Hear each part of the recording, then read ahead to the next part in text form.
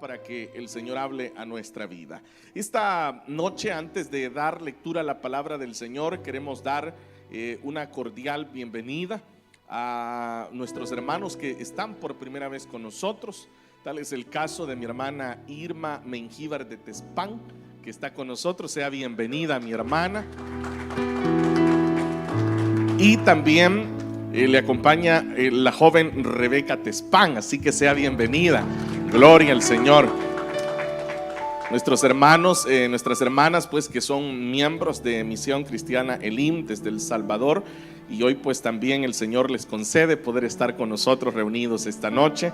Les recibimos brazos abiertos y les recibimos dispuestos a servirles a mis hermanas. También le damos una cordial bienvenida a nuestro hermano José Argueta, que está con nosotros por primera vez. Sea bienvenido.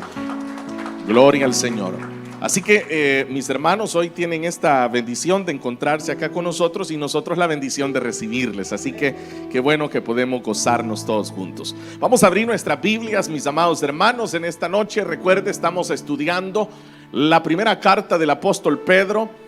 Hemos iniciado esta semana anterior el capítulo número 3. Así que en esta ocasión nos corresponde dar lectura a partir del versículo número 3. Así que primera carta de Pedro, capítulo 3 y versículo 3 es el que estaremos dando lectura en esta noche de estudio bíblico. Gloria a Dios. Y damos también una bienvenida a todos nuestros hermanos que a través de la transmisión en vivo se unen desde diferentes partes, no solamente de Italia, sino del mundo entero, que nos acompañan en este momento de estudio bíblico. Que sean bienvenidos también ellos, y nos unimos a través de todos los medios para seguir aprendiendo más del Señor. Leemos la palabra del Señor, versículo 3, que dice: que la belleza de ustedes no sea la externa, que consiste en adornos tales como peinados ostentosos, joyas de oro y vestidos lujosos. Que su belleza sea más bien la incorruptible, la que procede de lo íntimo del corazón y consiste en un espíritu suave y apacible. Esta sí que tiene mucho valor delante de Dios. Así se adornaban en tiempos antiguos las santas mujeres que esperaban en Dios, cada una sumisa a su esposo. Tal es el caso de Sara, que obedecía a Abraham y lo llamaba su Señor. Ustedes son hijas de ella si hacen el bien y viven sin ningún temor. Amén. Hasta ahí, hermanas y hermanos, dejaremos la lectura esta noche. Pueden tomar su asiento y oramos. Padre, te damos muchísimas gracias en esta noche por la gran bendición que nos regalas de poder venir ante la Biblia para meditar en tu palabra. En el nombre de Cristo abrimos nuestros corazones con mucha alegría para estudiarla, sabiendo que ella nos alimenta, que ella nos da fuerza, sabiendo que nos afirma y que trae sobre nosotros tu buena voluntad. Esta noche en tus manos también encomendamos cualquier necesidad, cualquier aflicción de los tuyos, cualquier enfermedad, sabiendo, Señor, que puedes obrar milagrosa y poderosamente. En ti confiamos, Señor, y ante ti ahora ponemos nuestras necesidades, esperando respuesta de lo alto. Gracias, Señor, por esta oportunidad que nos das. En el nombre de Cristo Jesús. Amén, Señor, y amén. Amén, hermanos. Hemos dado lectura a los versículos que continúan. Recuerde que la semana anterior hemos iniciado este capítulo 3, en el cual el apóstol Pedro abordaba e iniciaba hablando del tema de las mujeres que tienen maridos que son inconversos. Ese era el tema que el apóstol Pedro estaba abordando. Recuerde que hicimos un par de señalamientos. Entre ellos, el primero era que, de acuerdo a las palabras de Pedro, podemos deducir que hay esposos inconversos que creerán a la palabra. Eso es lo que Pedro está diciendo a través de las frases del versículo 1. Que hay dos clases de esposos inconversos. El primero es aquel que cree en la palabra, pero que también, dice Pedro, habrán algunos esposos que no van a creer a la palabra. Entonces, ¿qué hacer con aquellos esposos que no creerán a la palabra? Hicimos, por supuesto, algunos aspectos que nos ayudaron a aclarar y mencionábamos el caso de algunos esposos que, por ejemplo, sus esposas ponían la radio en la casa, les compartían el evangelio y estos maridos fácilmente creían en el evangelio. Ese es el primer caso de los maridos inconversos, es decir, aquellos que sí creen a la palabra. Yo les comentaba a ustedes de casos de esposos que eran inconversos, que incluso hasta autorizaban a sus esposas para que se celebraran células en sus casas. Entonces ellos me decían a mí: mire, pastor, a mí me gusta que vengan a predicar el evangelio a la casa. Yo me siento feliz de ver a todos los hermanos. Es más, yo hasta le doy dinero a mi esposa para que les dé refrigerio a todos los hermanos. Entonces muchos de estos creyeron al evangelio, aceptaron el evangelio al oír la palabra. Pero hay otro caso, que son aquellos que se resisten, aunque se les predique, ellos se resisten a recibir la palabra. De esos es los que Pedro dijo que la única manera en la que se puede ganar a estos maridos es a través del testimonio de la esposa. Eso es lo que, con eso concluimos la semana anterior en el versículo número 2, cuando él dice que ellos van a creer al observar su conducta, es decir, la conducta de la esposa, la cual Pedro llama en el versículo 2 que la conducta es íntegra y respetuosa, le llama Pedro. Entonces decíamos que aquel marido que no acepta la palabra, sino que él será tocado a través del testimonio de su esposa. Es decir, aquellas mujeres que modelen delante de sus maridos, aunque estos sean inconversos, aspectos de la conducta como paciencia, sumisión, respeto, amor, tolerancia. Llegará el momento en donde muchos de estos hombres se quedarán sin explicación por qué sus esposas, a pesar de que ellos pueden ser hasta crueles, ellas no reaccionan de manera diferente.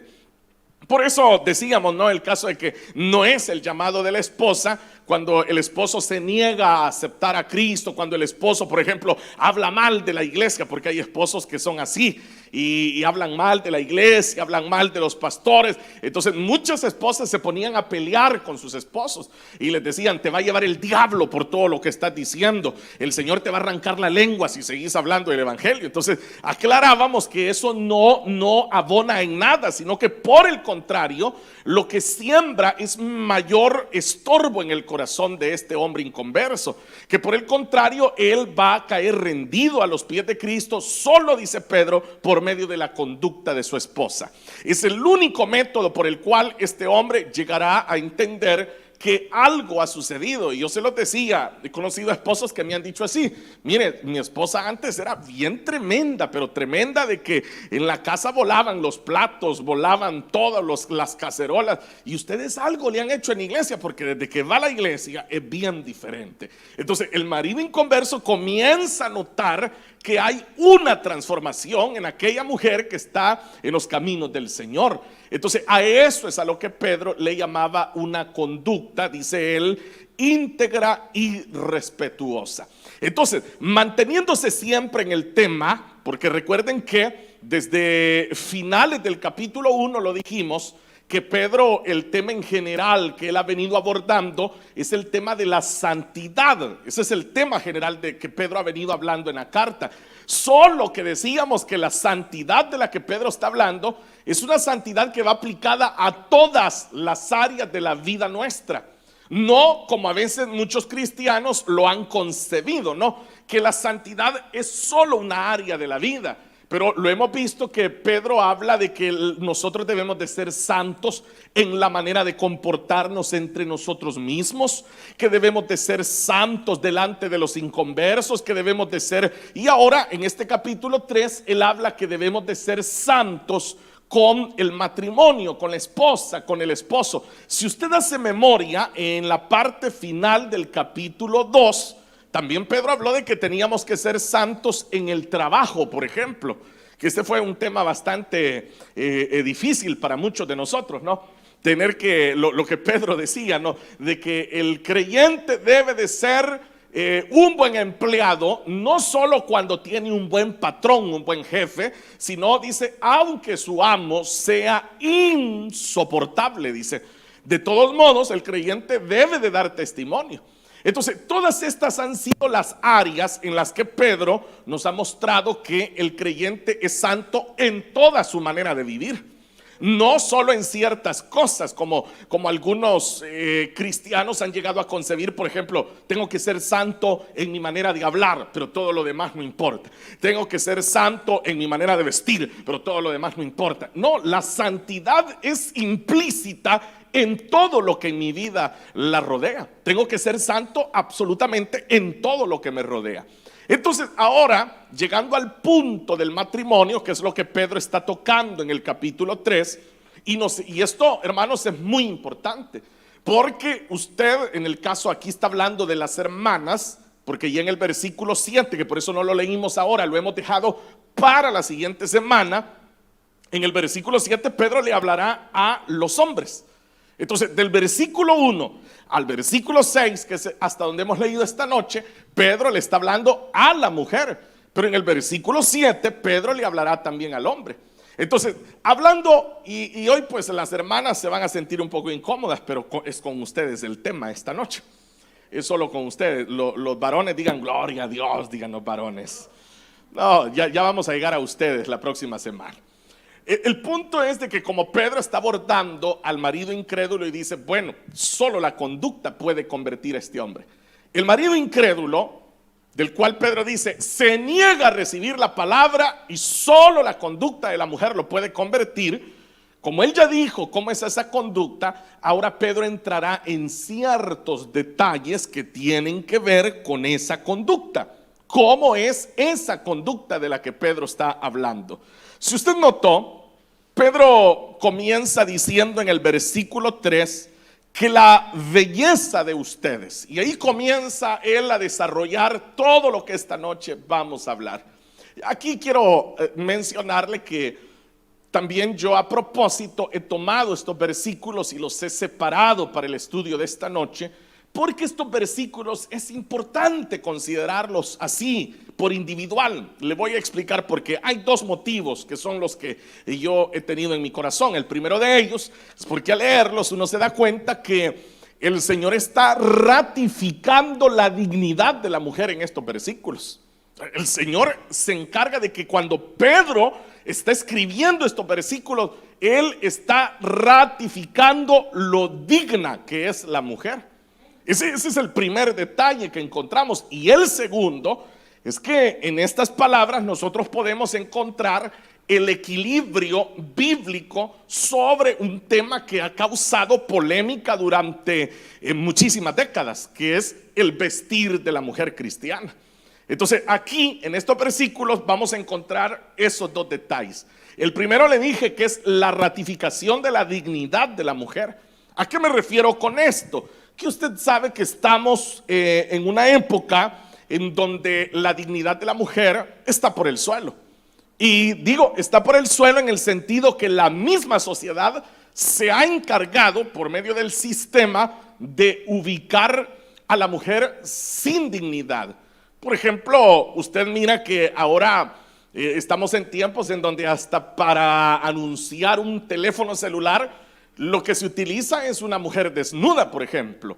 Entonces, ¿qué significa esto? Que la mujer ha sido expuesta ante la sociedad como una cosa, como un objeto. De hecho, los estudiosos, los psicólogos, los sociólogos, ellos ya tienen hasta un término para eso.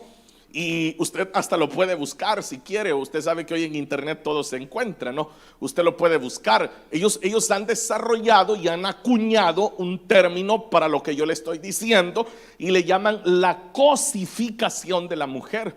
Es decir, que la mujer es vista como una cosa. Y usted no me dejará mentir, y los hombres que están acá no me dejarán mentir, que a la final en eso resulta, ¿no? Que la mujer es vista así como una cosa. Pero el punto es que ante Dios la mujer no es una cosa, sino que la mujer es digna de respeto ante los ojos de Dios. Es digna de que se le respete, que se le dé dignidad como ser humano. Porque Dios la creó como creó al hombre, a su imagen y a su semejanza. Entonces estamos, como digo, ante una época en donde la mujer es vista de esa manera. Y el gran problema que tenemos es de que la mujer pareciera que inconscientemente ha abrazado y ha adoptado fácilmente ese papel. Entonces viene la mujer y se presta a este término. Ella misma llega a desarrollar una visión de sí misma como una cosa, y ella se trata de ajustar a los moldes que la misma sociedad le va poniendo. Entonces, por eso es que hoy usted va a ver personas, y le voy a poner solo un ejemplo. Hoy en día, una de las grandes preocupaciones que existe es la pérdida de peso, por ejemplo, en las mujeres. Esto ha llevado, por ejemplo, a desarrollar enfermedades. Yo no sé si a usted le suena esto que le voy a decir, la bulimia. ¿Usted sabe qué es la bulimia? No sé si ha escuchado ese término. Y hay otra que se llama la anorexia. ¿Sabe usted también qué es la anorexia? Entonces, hay mujeres que llegan a una situación en donde, por ejemplo, entrar a una tienda de ropa les da pavor, porque ellas dicen, ni voy a encontrar ropa de mi talla. Entonces es como una presión que se ejerce sobre la mujer, que debe de tener incluso ciertos rasgos físicos ya establecidos por la sociedad, y que si la mujer no los cumple, entonces no es una mujer de verdad. Y entonces ahí usted va a ver, por ejemplo, muchas jovencitas luchando con su peso, para que usted lo tenga más claro todavía. Porque el evangelio no solamente es estar hablando de la Biblia, sino precisamente de todo lo que nos rodea. Es la Biblia ante el mundo. Ese es el evangelio. Entonces, entienda usted lo siguiente. La bulimia, por ejemplo, consiste en aquellas personas que comen y que luego van y vomitan lo que han comido. Y la anorexia es el caso de aquellas mujeres que están ya muchas veces en una extrema delgadez, pero psiquiátricamente se ha distorsionado la visión que ellas tienen de sí mismas. Entonces ellas se ven en un espejo y ellas se ven gordas, dicen, aunque ellas ya están con un bajo peso, pero ellas siguen exigiéndose todavía más. Entonces todo esto, hermanos, como le digo, es una exigencia. Pero déjeme decirle, ¿quién ha colaborado en esa exigencia? El hombre también, el hombre. Entonces eso es lo que aquí Pedro va a abordar. Porque usted sabe que hay, bueno, hablemos del marido inconverso, por supuesto. El marido cristiano no creo que colabore en esa medida. Que por ejemplo un esposo siendo cristiano le diga a su esposa, qué gorda te ves, o que le diga, qué fea te ves con eso, o que le diga, ya ni fórmate en eso. O sea, piense usted en un marido cristiano diciéndole frases así a su esposa. No creo yo que sea el caso.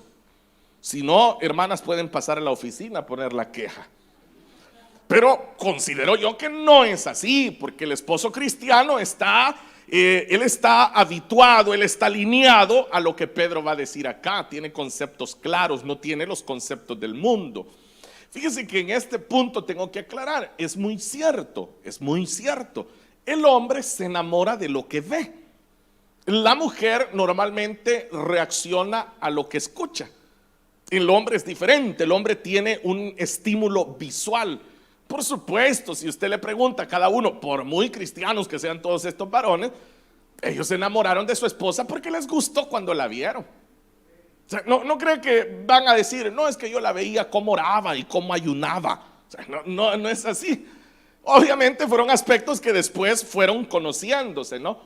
Pero a que lo quiero llevar es que la belleza es un aspecto que va más allá de lo físico. Y ustedes, queridas hermanas que están acá, deben de entender muy bien ese tema.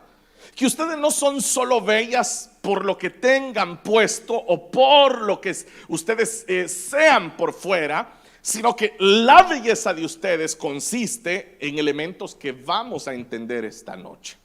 Amén, hermanos. Bueno, entonces, como le decía, ese es el punto número uno, ¿no? La ratificación de la dignidad de la mujer. Pero hay un segundo elemento, le decía, y es el hecho de encontrar el equilibrio bíblico, porque esto es un tema que durante, como le digo, muchos años generó grandes polémicas. Polémicas, hermanos, muy serias con respecto a la vestimenta de la mujer. ¿Cómo debería de vestirse la mujer? Por supuesto, hablando de la mujer cristiana, estamos hablando de la mujer cristiana. No estamos hablando de la mujer inconversa, porque en el caso de la mujer inconversa, como ya lo dijimos, muchas veces es regida por los parámetros que hay ahí afuera. Pero en el caso de las mujeres que temen a Dios, ellas se visten regidas por los parámetros que la Biblia les entrega. Entonces veamos lo que dice el versículo número 3. Que la belleza de ustedes, y ahora lo dice, no sea la externa. Eso es lo que está diciendo, no sea la externa. Ahora, ¿qué está diciendo Pedro con esto? Está dándole una invitación a todas las hermanas a que se hagan feas. ¿Ah? ¿Qué dicen ustedes, hermanas? No, lo que está diciendo es que el énfasis de la vida de una mujer es la belleza interna y no la belleza externa. Sobre todo, porque le voy a decir algo, la belleza externa se termina. Es que se termina. Mire, una mujer puede hacer de todo por tratar de revertir el envejecimiento, y eso es algo que no se puede detener, hermano. No se puede detener. ¿Por qué? Porque Dios nos hizo de esa manera a causa del pecado. Dice el apóstol Pablo escribiendo a los Corintios que dice: el hombre externo se va desgastando, dice Pablo, que el que se va renovando es el interno. Es adentro que nos vamos renovando. Por fuera es un hecho que nos vamos a ir desgastando. O sea, si usted, por ejemplo, habla acá con hermanas que ya tienen sus 50, 60 años, y si ellas le mostraran fotografías de cuando ellas tenían 20, usted le diría: mire qué bella era usted, hermana, qué guapa se veía usted, hermana. Pero dígame, ¿cómo se puede revertir eso? ¿Cómo? ¿De qué manera? Yo no sé si ustedes han visto que últimamente se ha hecho muy famoso que la gente aparece con los labios así bien inflamados, con los ojos bien inflamados. ¿Ya han visto ustedes eso, sí o no? ¿Saben cómo se llama eso? Es una sustancia que se inyectan que se llama Botox.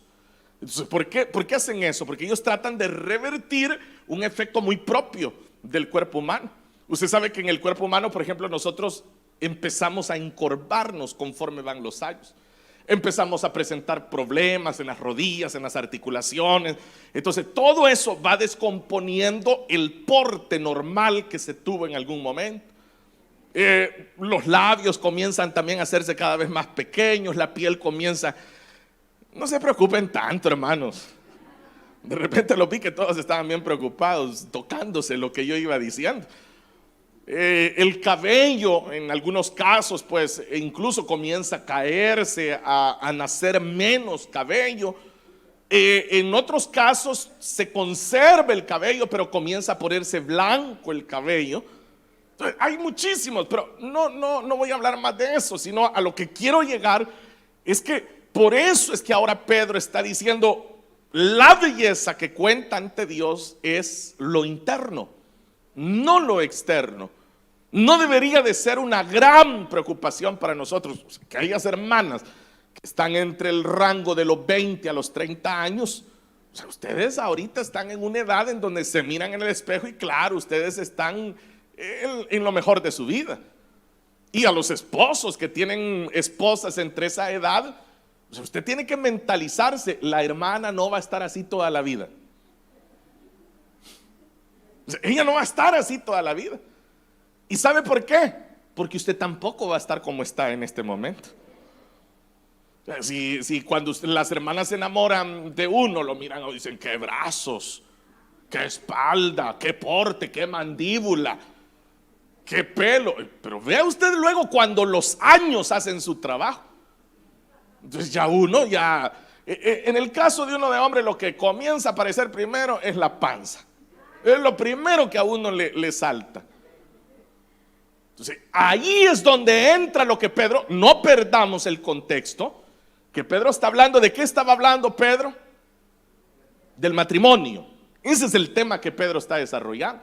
Hablando del matrimonio, Pedro ha pasado al hecho de hablar de la belleza de la mujer. Entonces, sigue esa línea. Por eso es que estudiar, desarrollar más bien un estudio bíblico consiste en eso, en no perder esa línea. Entonces, vea lo que dice ahora, después de que ha aclarado que no es la externa, ¿qué consiste? Y ahora va a describir en qué consiste la belleza externa. Él da 3 ejemplos.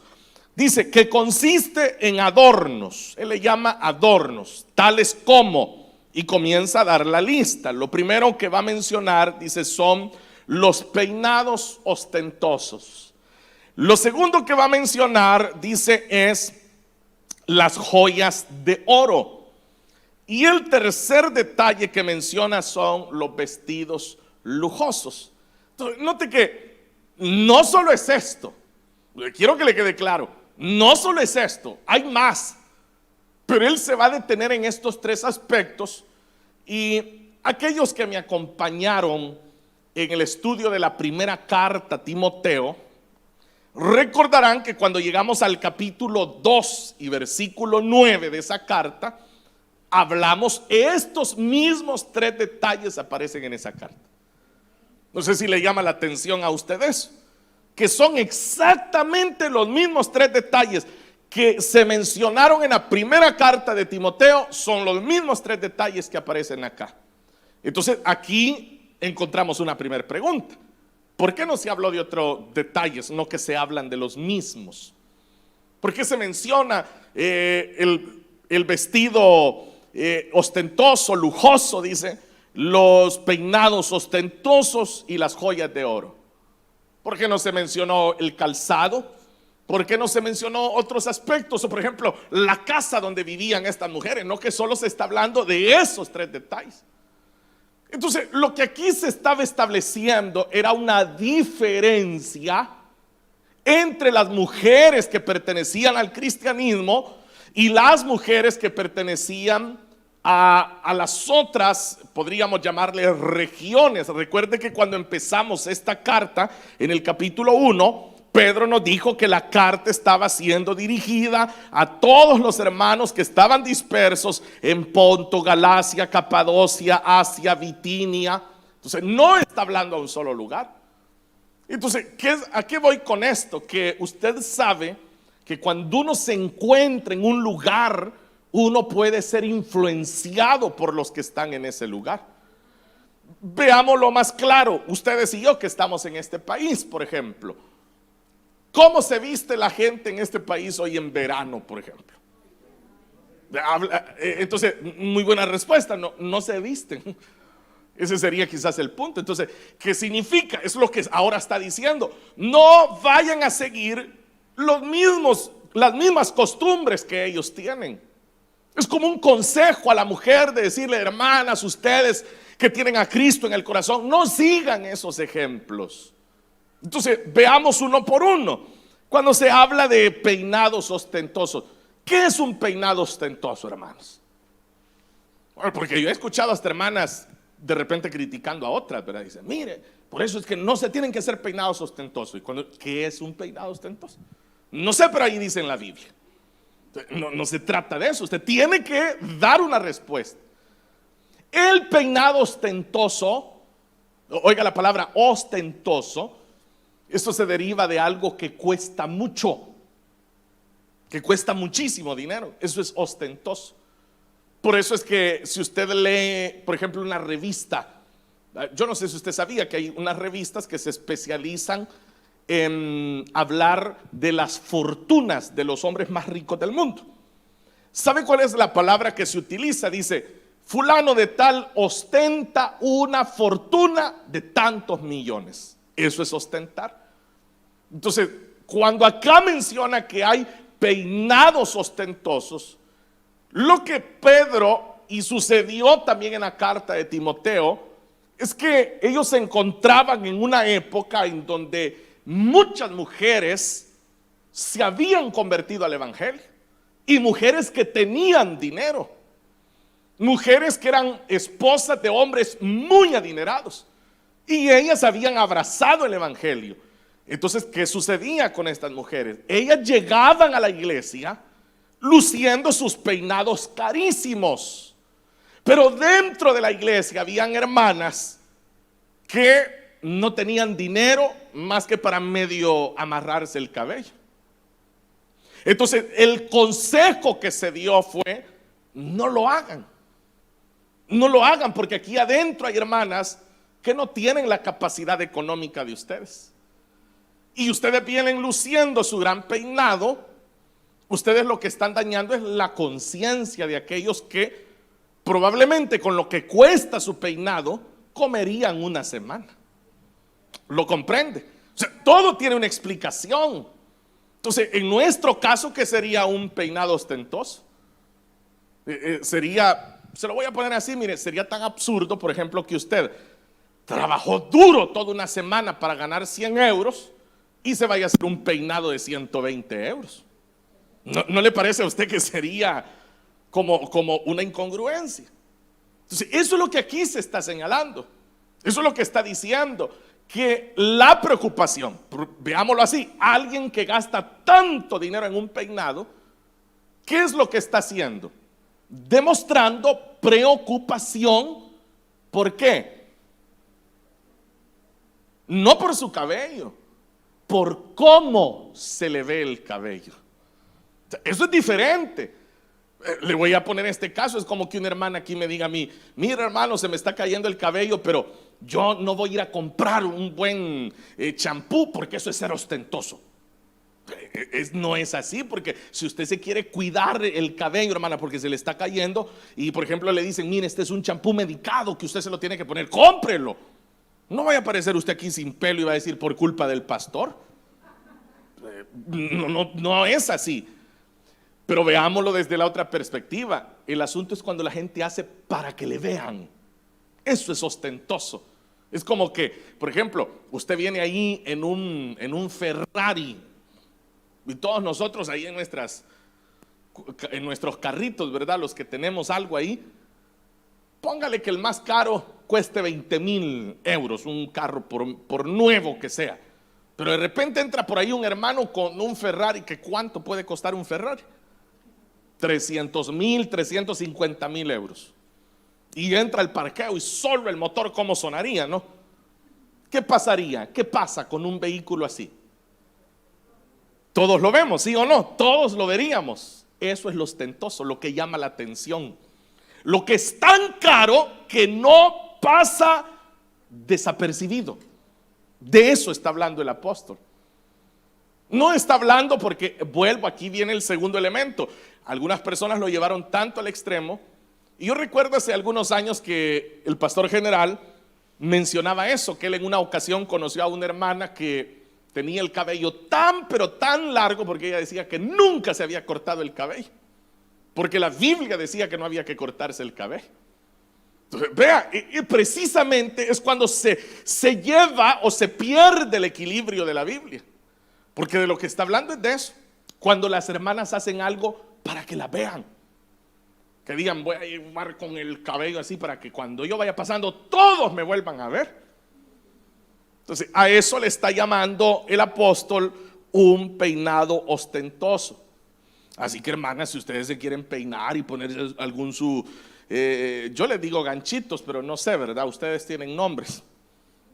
Entonces, usted se quiere hacer su peinadito de ladito para atrás, hágase, lo que no es pecado. Pero de repente usted aparece aquí con un peinado como que es canasta así de fruta.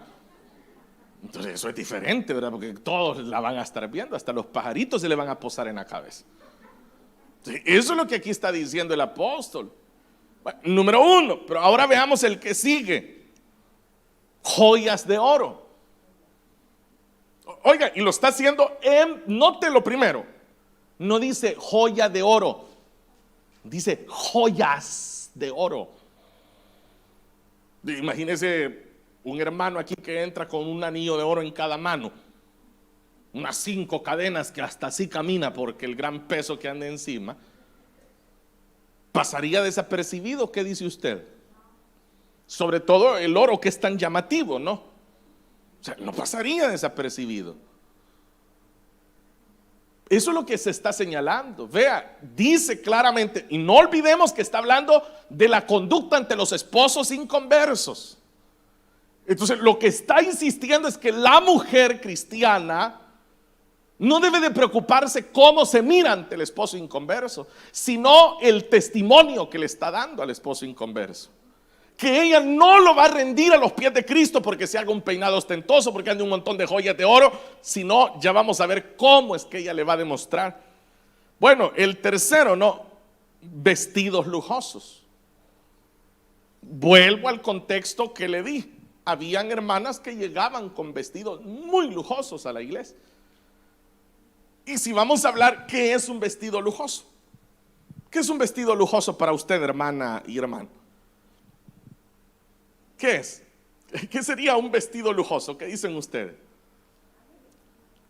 No sé, hermanos.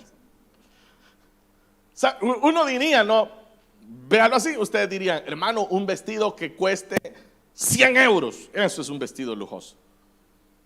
Para usted, porque usted lo está trazando desde sus ingresos. Si usted está diciendo, bueno, yo gano 600 euros al mes, o sea, para mí comprarme un vestido de 100 euros, eso es un lujo, es un lujo, diría usted. Pero una persona que gana 2,000 euros al mes y se compra un vestido de 100 euros, no siente lo mismo que usted sintió. ¿Lo entiende? Es un valor relativo. Entonces, eso es lo que aquí se está insistiendo, que la mujer no debe de ir más allá de donde debería de ir. Ahora, alinee los 3 detalles en una sola persona. Haga este ejercicio mentalmente esta noche. Imagínense que por ahí en esa puerta va entrando una mujer que trae el peinado ostentoso, las joyas de oro y vestido lujoso, las 3 cosas en una sola persona. ¿Cómo se mira? ¿Cómo se mira? ¿Verdad que hasta a usted se le quedaría viendo, sí o no? Llamaría la atención. Pues eso es lo que persigue el mundo, precisamente llamar la atención. ¿Por qué se desnudan tanto las mujeres? Para que las vean. Para que las vean. Eso es mentira que las mujeres digan, no, que yo lo hago porque a mí me gusta, y allá el que se me quedó viendo, allá el que no quiso cerrar los ojos. No, lo hacen para que las vean. O sea, la mujer sabe que entre más se desnuda, más la van a ver. Pero lo que no entiende es que entre más se desnuda, más cosa se vuelve. Más se está convirtiendo en un objeto. Eso es lo que el apóstol está ahora diciendo. Hermanas, ustedes que tienen maridos inconversos, tengan cuidado cómo se visten. Tengan cuidado cómo se ven.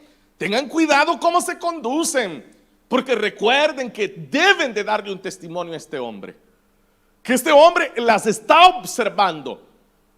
Y piense usted en un esposo inconverso que tiene una esposa cristiana y resulta que la esposa cristiana le exige dinero, le exige vestidos lujosos, le exige joyas de oro. Bueno, diría, ¿por qué exigís tanto? ¿Que acaso a modelar vas a la iglesia? Esa sería una respuesta de un marido inconverso. ¿Están entendiendo, hermanos? Bueno, continuemos entonces, porque ahora va a decir en el versículo 4 que su belleza, como ya dijo, cuál es la belleza que no debería de ser en la mujer cristiana, ahora va a hablar de la belleza. Dice que su belleza, queridas hermanas, sea más bien la incorruptible. Note cómo le llama Pedro a la belleza de la mujer cristiana, la belleza incorruptible, es decir, que no se arruina, no se corrompe, no se termina, no se echa a perder. Quiere decir que toda la otra belleza que él le ha llamado externa se termina. Se termina, que es lo que le dije hace un momento, ¿no? Por eso es que de repente los nietos ven el cuadro ahí de la foto de los abuelos y los nietos dicen, mire qué apuesto era el abuelo, mire qué silueta la de la abuela. Pero si usted ve ya a la señora, ya no hay nada de esa silueta. Porque es así, ahí lo está diciendo. La belleza externa se termina, pero la que no debe de extinguirse es la belleza interna. Es como que yo le preguntara a usted, ¿cuán bella es usted por dentro, hermana? Pero ¿por qué nos interesa tanto cómo nos ven y no cómo estamos por dentro? Por lo que le dije, porque uno hace las cosas para ser visto. Entonces por eso es que a las hermanas les interesa mucho cómo la ven, cómo me veo. Y esa es la frase, ¿cómo me veo? Cuando se están midiendo una ropa, ¿qué dicen? ¿Cómo me veo? Entonces, la pregunta tendría que ser otra. La pregunta no tendría que ser ¿cómo me veo? Y máximo en el caso de las que son casadas, ahí lo está diciendo, es cómo le ve su esposo. Eso es lo que tendría que interesarle. ¿Cómo le ve su esposo? No cómo le van a ver los demás, no, es cómo le ve su esposo. Porque usted tiene esposo. Solo como 3 hermanas dijeron amén, pero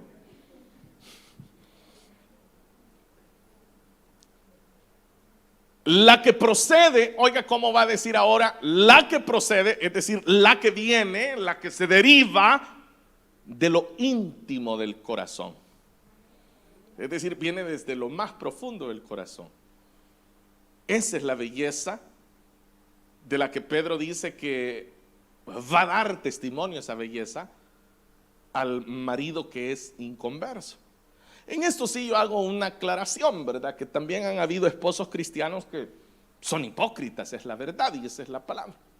Hay una hipocresía porque hay esposos que le dicen a la hermana, no, usted se tiene que vestir con la falda hasta los tobillos y que solo se le vea la puntita del zapato, porque así tienen que andar las cristianas. Y cuidadito que se me vaya medio encolochar el pelo porque lo tienen que andar así, porque así puro lo tienen que andar. Pero cuando están allá afuera se les van los ojos viendo a las que andan con la falda arriba de los tobillos. Eso es una hipocresía de parte de un cristiano. Sí, que de repente se le vaya hasta la nuca, no solo los ojos, sino hasta la nuca. Y a la hermana le digan, y usted hermana, cuidadito. Esas han sido verdades que se dan dentro del cristianismo. Pero como digo, es porque no están claros los conceptos. Bueno, continuemos hermanos porque el tiempo sigue avanzando. Dice que la belleza viene de lo íntimo del corazón y consiste, ahora lo va a aclarar, cómo lo podemos identificar, cómo se da a conocer que una mujer nos diga a nosotros, una hermana diga, yo soy bella de corazón, pero ¿cómo lo podemos comprobar? Ahora lo va a decir. Dice, consiste en un espíritu, oiga bien, suave y apacible. Ahí está la prueba. Que el espíritu de esta mujer es suave y apacible. La Nueva Traducción Viviente dice que es un espíritu, le llama afable. Es sereno, dice. Ahí está la belleza de una mujer. Entonces, como no hemos dejado de pensar que estamos hablando del marido inconverso, ¿verdad? ¿Cómo un marido inconverso puede decir, qué mujer más bella la que yo tengo? ¿Sabe cuándo? Yo recuerdo muy bien una hermana que así decía, ¿no? Ella, y era hasta servidora, por cierto, y ella así decía. Ah, no, decía, este ya se quedó sin cena, decía, hablando del esposo, y era servidora. Y después yo conocí al esposo porque se convirtió a Cristo, porque tarde o temprano caen rendidos a los pies del Señor. Pero yo recuerdo que el hermano después me lo decía a mí, mírame, si me dejaba sin cena, cree que me estaba dando testimonio, me decía. Y tenía la razón él, ¿no? Porque qué diferente es aquella mujer que dice, no, yo voy a respetar a mi esposo, aunque este sea puro caballo, pero yo le voy a dar testimonio de que yo soy nueva criatura en Cristo Jesús. Y que su espíritu es un espíritu sereno, apacible. Como dice ahí, es apacible, dice, es suave y apacible. Es una mujer que no contradice a su esposo, le respeta, le demuestra que el evangelio realmente está haciendo algo en ella. Le demuestra que el evangelio de verdad reina en su corazón. Y por eso es que Pedro va a poner incluso ejemplo con nombre. Y lo dice en el versículo 5: así se adornaban en tiempos antiguos las santas mujeres. ¿Cómo le llama? Santas mujeres. Por eso es que dije que estamos hablando siempre de la santidad. Las santas mujeres que esperaban en Dios, cada una, oiga, sumisa a su esposo. Sé que en la mujer cristiana no vale aquello de que el hombre es la cabeza, pero yo soy la nuca. No cabe eso, porque hay mujeres que lo han dicho. Yo se lo digo porque, hermano, mire, después de tantos años sirviéndole al Señor, he atendido tantos matrimonios y he escuchado tantas frases que he tenido que corregir a tanta gente. Algunos resisten la corrección, otros no, ¿verdad? Pero yo hago mi trabajo. Entonces, una mujer cristiana no puede estar aquí sirviendo, no puede estar aquí o predicando en las células y no respetar a su marido, por ejemplo. Eso no es así. Quiera o no quiera, aquí lo está diciendo, debe de ser sumisa a su esposo. No hay nada que va a taladrar más el corazón de un inconverso que ver a una mujer sumisa. Que diga, vaya, yo tan animal que soy con ella, y ella cómo es de sumisa. Que de repente un marido inconverso diga, gran gritada la que le pegué, y ella después hasta orando por mí estaba. Piensa en ese efecto. Piensa en ese efecto, no en el efecto de que como él me pegó uno, yo le pego dos. Como él me gritó, yo le voy a gritar más fuerte para que vea que no le tengo miedo, que Cristo está conmigo. Que ni al diablo le tengo miedo, menos le voy a tener miedo a él. Si está en algo así, está diciendo Pedro, no es ese el camino, hermanas, dice Pedro, no es ese el camino. El camino es que sean sumisas. Pero como usted sabe que, volviendo a nuestra sociedad, ¿qué es lo que se está enseñando hoy en día allá afuera? Con el famoso feminismo, por ejemplo. Eso es lo que se está enseñando, ¿no? Que la mujer no tiene por qué hacer esto, no tiene por qué hacer lo otro, que la mujer tiene los mismos derechos del hombre, que la mujer aquí y allá. Y por ejemplo, si alguien de afuera me escucha hablar de esto, ¿sabe qué dice? Ese es el patriarcado. Y comiencen la iglesia, porque ahí en la iglesia los pastores son machistas y les enseñan a las mujeres a que se queden calladas. Pero usted sabe que es todo lo contrario, porque ¿por dónde comencé yo el mensaje? Hablando de la dignidad que ustedes como mujeres tienen. Por ahí comencé el mensaje. Pero como el mundo ha interpretado que la dignidad de la mujer es, por ejemplo, el derecho a abortar. Eso es la dignidad de la mujer. No entienden que la dignidad de la mujer es no presentarse ante el mundo como una cosa, como un objeto, sino como un ser creado a la imagen y semejanza de Dios, digna de respeto, digna de admiración. Pero ¿cómo se va a admirar a una mujer? Una mujer, como dice acá, que tenga todas estas características. Y luego en el versículo 6 se nos dice, tal es el caso de Sara. Y ahí está ya el nombre. Pedro no va solamente a dejar el tema así en el aire, sino que ahora dice, tal es el caso de Sara. Hablemos de Sara. Aquí podríamos hacer un estudio aparte solo del versículo 6, hablando de la vida de Sara. ¿Cómo fue la vida de Sara? Que fue todo lo que ella pasó con Abraham. Todos los problemas incluso que atravesó junto con Abraham. Todo lo que ella tuvo que esperar a la par de Abraham. Pero también tendríamos que hablar de todos los milagros que esta mujer ve a la par de Abraham, su marido. Y ahí lo está diciendo Pedro. Tal es el caso de Sara, que obedecía a Abraham y lo llamaba, oiga cómo le decía ella a Abraham, Señor le decía. ¿Se imagina usted ahora las esposas diciéndole al hermano ahí, Señor, va a cenar? Hasta risa les da a las hermanas, ¿no? Hasta risa les da. Como usted sabe que hay hermanas que todavía le tiran el plato ahí al ¿va a comer o no? Y hable ya, porque si no lo guardamos. Y todavía así de, y apúrese porque tengo que ir a hacer mi devocional. Todavía tienen que ir a orar y no respetan al esposo. Por eso dice, tal es el caso de Sara, que obedecía a Abraham y lo llamaba su Señor.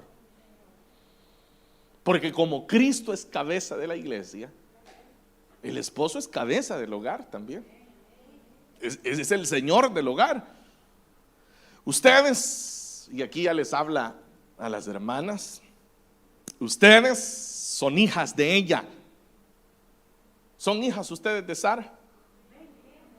Pero aquí dice, si hacen el bien. Ustedes pueden ser hijas de Sara si hacen el bien y viven sin ningún temor.